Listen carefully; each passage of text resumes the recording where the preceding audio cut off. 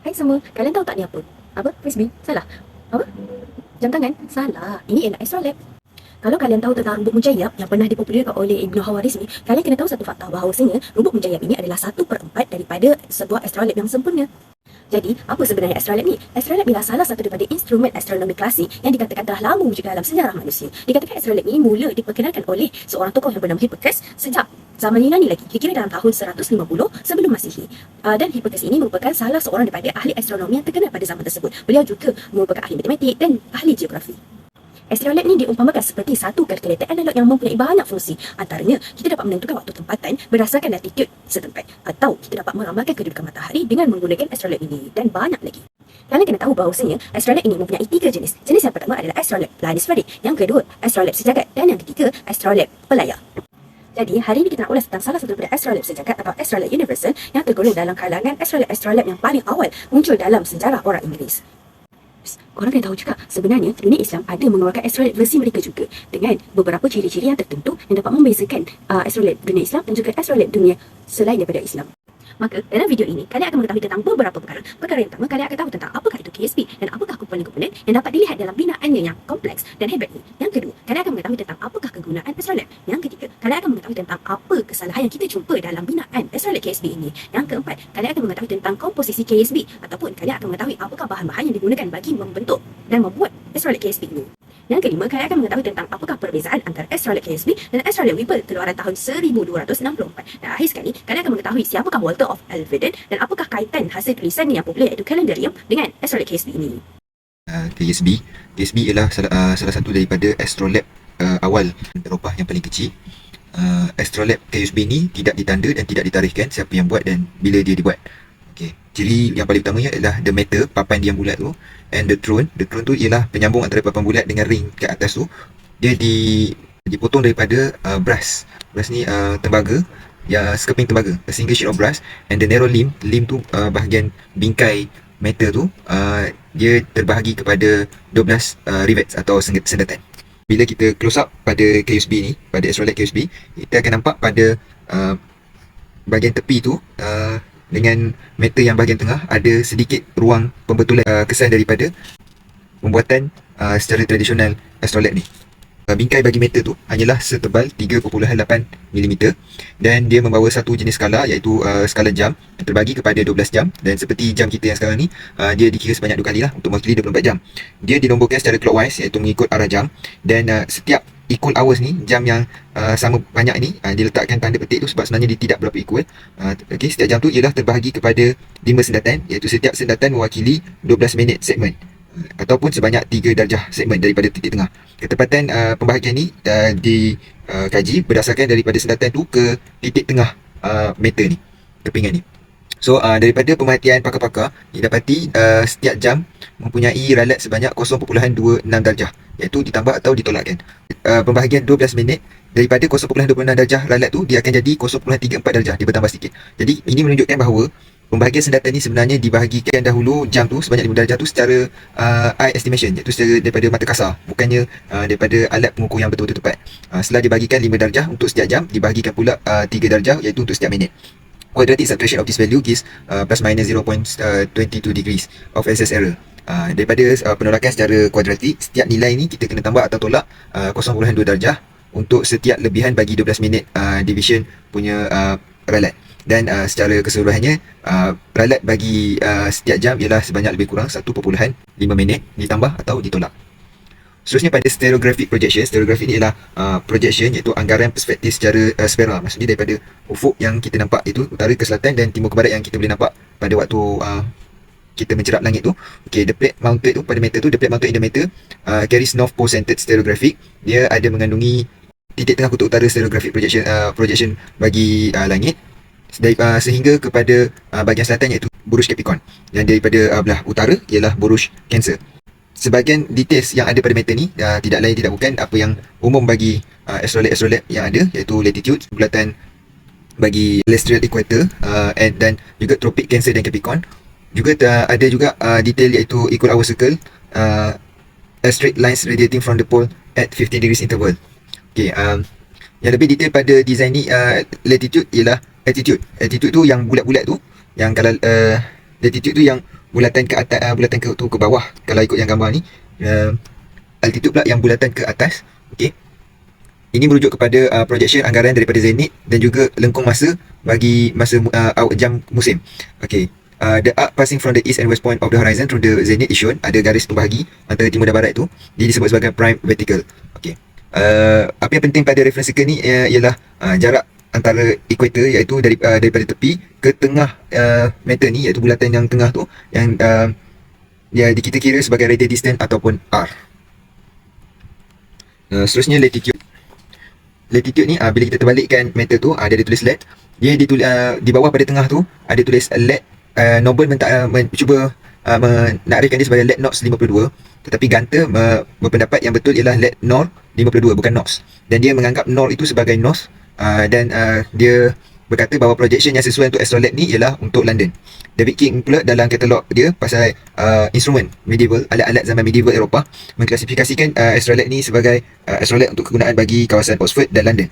Ada juga interpretasi takrifan lain yang cuba menakrifkan nor tu sebagai northwish, tapi tidak ada bukti yang kuat untuk menyokong pendapat ini.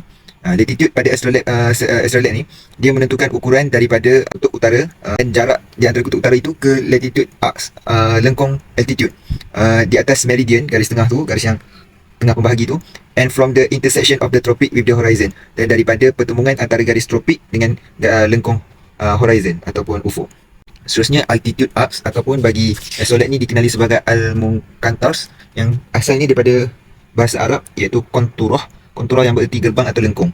Untuk kita ada garis bulatan bertentangan dengan latitude tadi, bulatan yang lengkung, dia tidak bulatan sempurna. Dia ditulis daripada meridian pada kecondongan interval pada pertemuan 3 darjah. As the projection is only carried as far south as the tropical Capricorn, the altitude are incomplete at low altitude towards the south of the projection. Yang projection yang paling selatan bagi astrolabe ni adalah sampai Capricorn, Tropic of Capricorn. Bawah daripada itu, iaitu yang lebih bawah daripada 23 darjah 26 minit tu, tidak dapat kita gunakan astrolabe ni. Penggunaan altitude, bulatan altitude ni untuk menentukan latitude, kita boleh nampak ada individual result show that definite predict tendencies. Ada kecenderungan yang tertentu. From the measures and derived latitude, the altitude shown on the meter were calculated and compared with the nominal values. Daripada ukuran yang kita dapat daripada latitude dan altitude ni, kita boleh kira dan bandingkan dengan nilai nominal, sebab dia dah ada nombor-nombor kan pada meter tu. Seterusnya the seasonal hour arcs. Dia ada jam musim, iaitu lengkung jam yang bukan pada lim tu, dia lengkung pada dalam meter tu. Juga dikenali sebagai temporary hour, masa sementara. Dia mewakili pembahagian masa waktu siang daripada matahari terbit sehingga matahari tenggelam, dan juga pada waktu malam, iaitu waktu malam matahari tenggelam sampai matahari terbit semula. Dan lengkung masa ni terbagi pada 12 jam lah, seperti yang pada lim tu. Dan pada masa ni dia ditulis pada bahagian altitude lah, sebab yang waktu siang tu altitude kita akan guna pada altitude tu atas. Tetapi bila dia di bawah horizon, kita masih boleh guna dengan cara yang sesuai. Obliquity pula, kecenderungan, the tropics drawn from the obliquity of 23 hours degrees 0.1 minute, perhaps a radius rising result. Kecenderungan yang ada tu sebanyak 23 darjah dan tambah kurang 0.1 minit merupakan suatu keputusan yang mengejutkan, sebab ketepatan pada zaman abad ke-14 ialah 23 darjah setengah. Dan pada masa itu dia orang secara umumnya assume bahawa dia 24 darjah. Jadi yang pada meter ni lebih tepat pada zaman tu. Tetapi yang lebih tepat ialah 23 darjah 0.1 minit.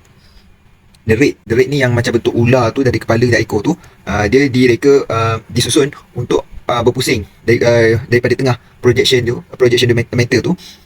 Dia mewakili langit dan juga ecliptic circle, bulatan yang kat tengah tu yang ada tulisan-tulisan macam ayat tu.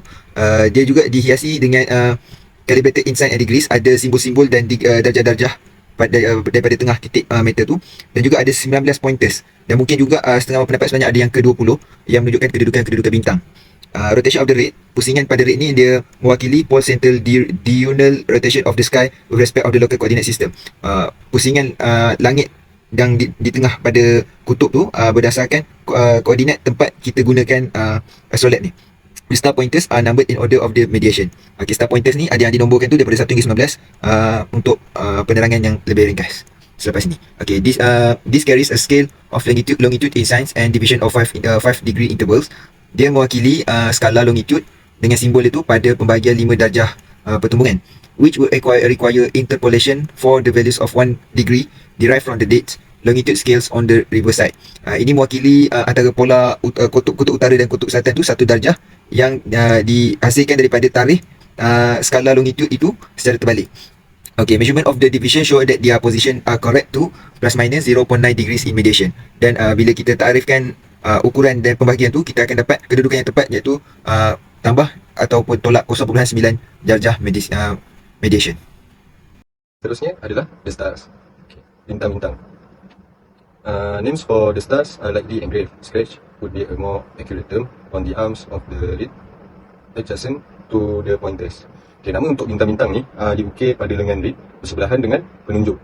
Penunjuk tu lah, pointer tu. Tapi ada yang tak boleh dibaca atau tidak dikenali sebagai nama yang diketahui lah. Okay. Tempat dalam mediation ataupun pengantaraan diperoleh daripada garisan yang ditarik dari pusat melalui penunjuk ke ekliptik dan dibaca dengan anggaran 1/10 daripada 5 darjah pada 5 darjah. Jadi dia kata deklinasi diperoleh daripada jarak jejari itu dari pusat yang dirujuk kepada jejari khatulistiwa. Bintang-bintang ni telah dikenal pasti dengan nama yang telah diukir tu lah, jika boleh. Jadi dalam kes lain, bintang yang terang berhampiran yang paling berkemungkinan telah diandaikan.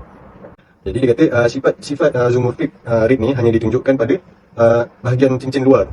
Bahagian cincin luar ni dia kata ini adalah had keupayaan kerja logam pembuatnya. Dia kata ia menunjukkan hujung band Capricorn yang diikat pada kepala dan ekor naga. Ciri lain yang paling jelas dalam reka bentuk reed ni ialah bentuk Y bagi sokongan dekat dalam cincin ekliptik tu. Jadi pembuat astrolabe ni dia bebas menggunakan mana-mana gaya sokongan praktikal ataupun hiasan untuk cincin, tetapi bentuk V dan Y ni telah menjadi kegemaran tertentu pada instrumen English zaman pertengahan. Khususnya kumpulan astrolabe dikenali sebagai astrolabe Chaucer KSB mempunyai bentuk Y yang berbeza dengan bentuk Chaucerian yang muncul dari pusat bulatan ekliptik, lebih seperti V. Malah bentuk KSB ini sangat mengingatkan jejak batu dalam tingkap gereja zaman pertengahan. Okey, dalam table 1 ni, the stars on the KSB read compared to their places given in Kunis 7. Jadual ni dia bagi tahu tentang kedudukan penunjuk telah dibandingkan dengan kedudukan yang diberikan oleh Kunis ni. Jenis jadual ni adalah sama kecuali satu bintang dengan jadual Sido Mesahala yang diberikan oleh Bennett dan Strano. Jadi dekat dalam jadual ni kita dapat tengok nama ada 19 bintang, ada nama moden dia, dan dapat tengoklah perbandingan KSB dengan Kunis tu. Kita melihat lebih dekat pada bentuk sokongan KSB reed, dapat dilihat bahawa ia berasaskan gerbang runcing dengan rupa yang Islamik yang sama-sama dibentuk oleh sepasang lengkuk oji. Dalam seni bina gereja, ditambah lagi dalam seni bina gereja, oji ni adalah bentuk baharu radikal yang diperkenalkan ke England pada tahun 1290-an dan merupakan ciri-ciri yang dikenali sebagai bentuk lengkung gaya gotik, dan dia diringkaskan sebagai deck oleh Lebsner. Kajian tingkap gereja di East Anglia menunjukkan banyak contoh gerbang oji asas pada awal tahun 1300. Pada awal tahun 1300 ni, apabila reka bentuk itu dicorakkan adalah tempoh di mana waktu tu banyak gereja yang cantik telah dibina dalam gaya terkini pada zaman tu. Jadi satu contoh yang mungkin tidak berkaitan sepenuhnya dengan astrolabe ialah tingkap timur gereja Telnetem di utara Suffolk yang dibina pada tahun 1320. Dan tempat Gonville menjadi rektor pada awal kerjanya. Jadi kalau kita tengoklah bentuk dekat reed ni, dekat atas tu ada bentuk macam kubah tu.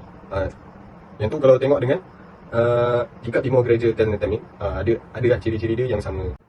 Jadi the connection between church windows and the shape on an astrolabe may seem fanciful, but the connection was very real in the minds of the medieval scholar and cleric. Jadi kata hubungan antara tingkap gereja dan bentuk pada astrolabe mungkin nampak macam tahyul, tapi hubungan ni sebenarnya sangat nyata dalam pandangan ulama, tokoh-tokoh zaman pertengahan tu lah. Jadi Prof John Hendricks ada tunjukkan contoh awal hubungan ni dalam buku dia. In an age when symbolism was central to explaining the church and cosmology, it would have been entirely natural to include current architectural ideas in an astronomical instrument, which was itself a representation of the cosmos. Dia kata sebagai simbol kosmologi, katedral Iaitu pada zaman ketika simbolisme adalah penting untuk menerangkan gereja dan kosmologi, adalah wajar untuk memasukkan idea-idea seni bina semasa dalam instrumen astronomi yang dengan sendirinya mewakili kosmos. Jadi ada unsur-unsur tu lah untuk dimasukkan gereja ni sebagai simbol untuk terangkan pasal gereja. Okay, the next one is the back of the method. Zodiac and eccentric calendar. Kalender zodiac dan eccentric. Di bahagian belakang astrolabe ni ditunjukkan dalam yang telah ditunjukkan membawa dua skala bulat yang digunakan untuk menentukan ketinggian matahari atau bintang dan mencari longitude matahari bergantung pada tarikh. Depending upon the date. Dia kata set luar yakni 0 darjah sehingga 90 darjah dalam puluhan dalam setiap kuadran tu mengukur ketinggian matahari atau bintang apabila dilihat dengan date tu. Set dalam adalah untuk garis bujur jelas matahari seperti yang dilihat dari bumi dan dibahagikan pada 12 tanda zodiak berlabel 10, 20 dan 30 dalam setiap sign tu lah. Jadi pada kebanyakan astrolabe, titik pertama Aries FPA longitude 0 darjah disusun di sebelah timur instrumen. Atas sebab tertentu, pembuat KSB ini telah memilih untuk meletakkannya di sebelah barat, iaitu diputar 180 darjah lawan jam. Beliau juga telah memutarkan skala bulan supaya FPA masih jatuh pada bulan Mac. Jadi dia kata bahagian skala dalam membawa skala tarikh yang sama pada jarak 2 hari dan diimbangi dari bulatan longitude dengan jumlah yang kecil untuk mengimbangi kelajuan matahari yang berbeza-beza dalam ekliptik. Dengan menetapkan date tu melalui tarikh, garis bujur matahari ditunjukkan pada bulatan luar. Dalam istilah moden, jumlah offset yang diperlukan adalah 2 kali ganda eccentric orbit bumi dinyatakan sebagai pecahan jejari bahagian dalam bulatan. Pada abad ke-14, sistem orbit Ptolemaic dengan badan angkasa yang berputar mengelilingi bumi yang tidak bergerak masih digunakan dan jumlah offset telah ditentukan secara empirik sebagai sebahagian kecil daripada jejari orbit matahari. Offset yang diukur berbanding dengan jejari bulatan tarikh ialah 0.032 samaan dengan eccentric 0.016. Jadi pada abad ke-14 dijelaskan ia sebenarnya 0.017. Offset digunakan pada pusat skala tarikh sedemikian rupa sehingga bulatan paling hampir dengan pusat skala luar pada masa perigi yang pada abad ke-14 berlaku pada pertengahan Disember pada longitude 271 darjah. Kita longitude perigi boleh didapati dari panjang sesuatu musim. Ini adalah sesuatu yang tidak pasti tetapi menunjukkan bahawa kedudukan mengimbangi adalah bersesuaian dengan longitude 87 darjah yang disebabkan itu membayangkan longitude yang dimasukkan 267 darjah. Ini adalah longitude perigi pada kira-kira tahun 1100 tetapi longitude reka bentuk 271 darjah tidak diketepikan. Pembuat astrolabe ini berhadapan dengan masalah membahagikan skala tarikh kepada 182 setengah sama selang 2 hari interval tu dan meletakkannya dengan betul berkenaan dengan skala longitude. Jadi analisis bahagian menunjukkan bahawa permulaan bulan telah dimasukkan terlebih dahulu. Ini membenarkan panjang bulan yang berbeza dan tanda 2 hari dimasukkan dengan anggaran mata. Jadi rajah dekat atas ni menunjukkan pemergian bulan dari kedudukan yang sepatutnya dengan mengandaikan bahawa 1 Januari adalah betul. Tempoh bulan bertolak daripada nilai sebenar sehingga kira-kira setengah hari dan walaupun yang betul April hingga Julai dipindahkan dari tempat yang sepatutnya dengan jumlah yang tetap. Pada rajah yang seterusnya ni kita dapat tengok rajah kiri ini menunjukkan bagaimana bahagian sepadan dengan aliran bahagian bulanan untuk bulan November hingga Januari, di mana garis berterusan bergabung dengan poin-poin tu untuk permulaan bulan. Selang separuh untuk hari ganjil datang pada penghujung bulan November. Jadi untuk meletakkan skala tarikh berbanding dengan skala longitude adalah perlu untuk mengetahui tarikh longitude tertentu matahari. Pilihan logik mungkin sama ada tarikh perigi atau longitude pada 1 Januari. Tidak mungkin tarikh equinox sebenar digunakan. Ini akan menunjukkan bulatan tarikh yang salah letak. Jadi mungkin menarik untuk membandingkan model ringkas sistem matahari bumi ini dengan orbit elips Keplerian sebenar bumi, di mana matahari berada pada satu tumpuan elips dan vektor jejari garisan antara bumi dan matahari. Yang mana menyapu keluar kawasan yang sama dalam masa yang sama. Jadi dalam rajah kanan ni, bumi adalah E dan C ialah pusat orbit matahari, dengan P ialah longitude perigi dan S merupakan kedudukan matahari. Jadi CE ialah 2E sebagai pecahan CS, jejari bagi orbit. Purata anomal M, matahari ialah PCS, sudut kedudukan matahari dari perigi pada satu masa T, seperti yang ditemui oleh skala tarikh pada astrolab. Sudut PS ialah anomali sebenar, yakni V, sudut matahari dari perigi seperti yang dilihat dari bumi. Sudut pada S ialah V tolak M. Begitu. Terusnya, orang saints or feast days, orang-orang yang digelar suci ataupun feast days, hari perayaan. Okay, salah satu ciri kalender kebanyakan astrolab Inggeris zaman pertengahan yang umumnya tidak dikongsi dengan kontinental ataupun Islam ialah ia memasukkan tarikh pilihan hari perayaan gereja yang sering dihaskan untuk orang-orang tertentu yang digelar suci. Jadi, koleksi huraian popular tentang kehidupan orang-orang suci oleh Jacobus di Voragine, dia telah menulis senarai 182 orang yang digelar suci ni. Jelas sekali, tak semua orang yang digelar suci ni dirayakan di seluruh Kristian, dan tiada astrolab atau kalender bertulis mempunyai ruang yang cukup untuk mereka semua. Malah, kalendaria yang agak komprehensif seperti kalendaria Walter di Alberton dan kemudian John Sommer dan Nicholas meninggalkan beberapa nama. Pembuat KSB ni telah berjaya masukkan nama tepat 2 hari perayaan dalam bahasa Latin zaman pertengahan yang sangat singkat ke dalam setiap bulan. Jadi kita dapat tengok dekat belakang tu, kita dapat tengok ada pembuat tu dia dapat masukkan dekat setiap bulan. Pemeriksaan kalender dan analisis sumber mereka mesti bermula dari kesedaran bahawa pembuat astrolab memilih pesta terkenal untuk mengisi hampir semua 24 hingga 48 ruang pada instrumen mereka. Ini mencerminkan fakta bahawa di England abad ke-14 tarikh itu lebih kerap dikira dengan merujuk pada zaman orang-orang suci daripada menggunakan sistem roh.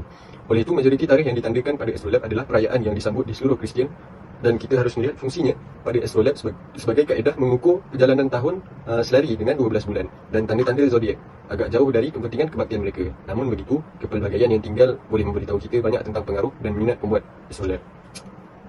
Jadi, untuk membuat beberapa kesimpulan tentang cara pembuat astrolab memilih orang-orang yang mereka gelar suci ini, kita harus mempertimbangkan maklumat tentang maklumat apa dan di luar senarai dalam kalender yang akan mereka miliki tentang mereka. Sama ada pusatnya di biara ataupun universiti, pembuat astrolab ni hampir pasti akan membacakan kehidupan orang-orang suci ini tadi sebagai sebahagian daripada pendidikan mereka. Malah berkemungkinan mereka sendiri telah menulis beberapa hagiografi sebagai latihan dalam tata bahasa dan retorik yang membantu mengekalkan amalan hagiografi.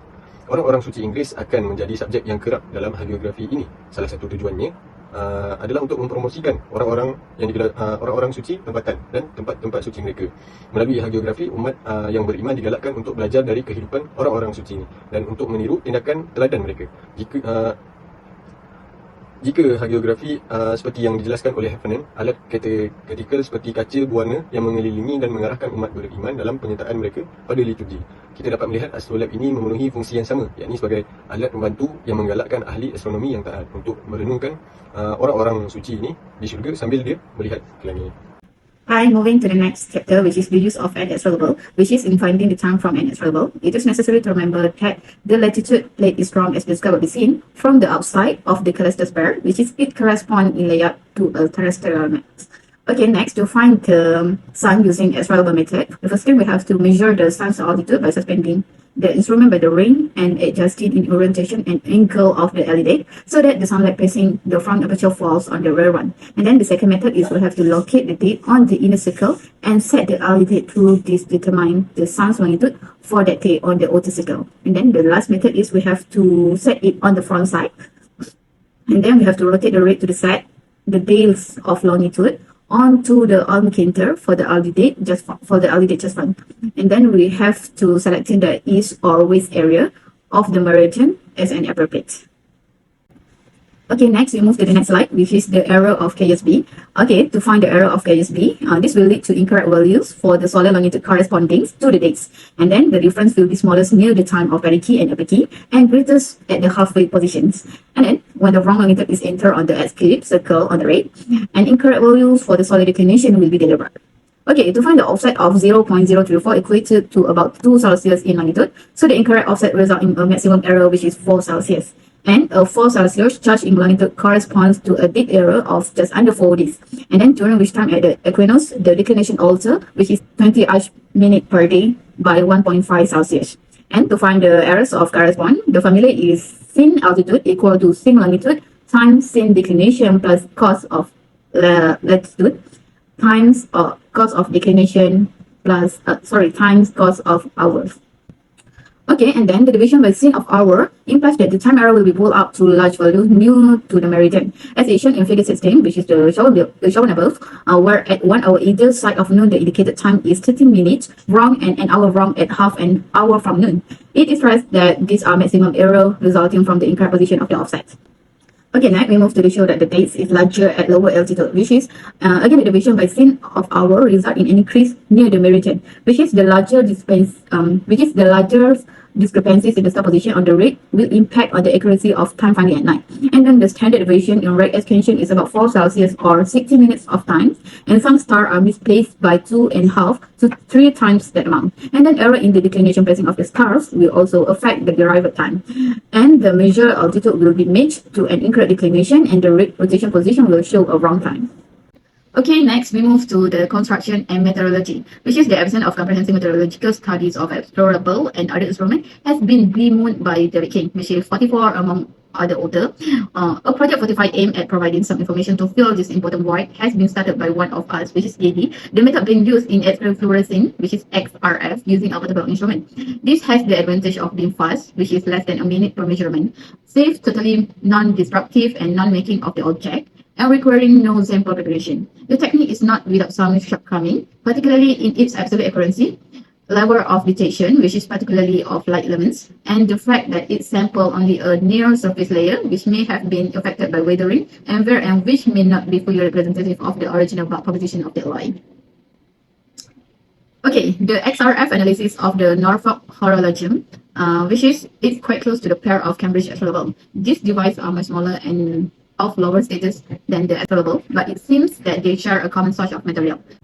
Okay, next we move to the comparison of KSP and Whipple 124, which is, as noted earlier, medieval English explorable generally fall into two groups, which is those with Y or V, rates often termed as quaternions, and those with quarterfile and trefoil as part of the strike work. Many of these devices have zoomorphic feature for their strike pointer and at the end of the Capricorn arch. And then these two groups seem to overlap in terms of edits. KSB can be regarded as a variant on the Y-rate group, whereas Whipple 1264 is an example for the quarterfile style. Although there are other major differences between the two instruments in terms of their size and quality, there are sufficient commonalities for them to be linked together. This including below, which is the first one is construction method from thin sheet metal with a narrow riveted line, small functional thrown, a single, which is thick plate for a latitude appropriate to Norwich, and then it is similar metallurgy, and then its sets of fifth layer which are very similar and include the unusual thing of SD clearance and the beheading of SD tone to the bits. Nama beliau ialah Walter Distings. Beliau berasal daripada kampung Elvedon atau kampung Elvedon di daerah Suffolk di timur England. Dan kampung tersebut mempunyai populasi penduduk yang sangat sedikit. Pada tahun 2005 dilaporkan hanya ada kira-kira 270 orang penduduk sahaja. Biografi Walter ini ada dimasukkan dalam edisi terkini siri Dictionary and National Biography, yang mana siri ini menghimpunkan banyak biodata orang yang terkenal dalam sejarah British, dan siri ini diterbitkan oleh Oxford itu sendiri. Dalam siri tersebut hanya dinyatakan sedikit sahaja mengenai maklumat peribadi Walter of Elvedon ini, dan highlightnya adalah mengenai tulisan-tulisan rasmi milik beliau, yang mana kita boleh mengakses tulisan-tulisan rasmi tersebut di perpustakaan di College Oxford itu. Dan antara dua tulisan rasmi yang terkenal oleh Walter of Elvedon ini adalah yang pertama, beliau ada merangka satu jadual planet yang dinamakan sebagai Lords of the Mind, yang mana beliau telah perhati planet tersebut sejak tahun 1332 hingga tahun 1357. Dan yang kedua, Walter of Elvedon ini terkenal dengan hasil tangannya yang satu, iaitu Calendarium Contemporibus Cyclis Contemporibus et Ergot et Significante Compactum, keluaran tahun 1327. Kalendarium tulisan Walter of Elvedon ini telah diserahkan kepada Gonville Hall ataupun lebih dikenal sebagai Gonville and Caius College, Cambridge, yang mana college ini merupakan college keempat yang paling tua di University of Cambridge.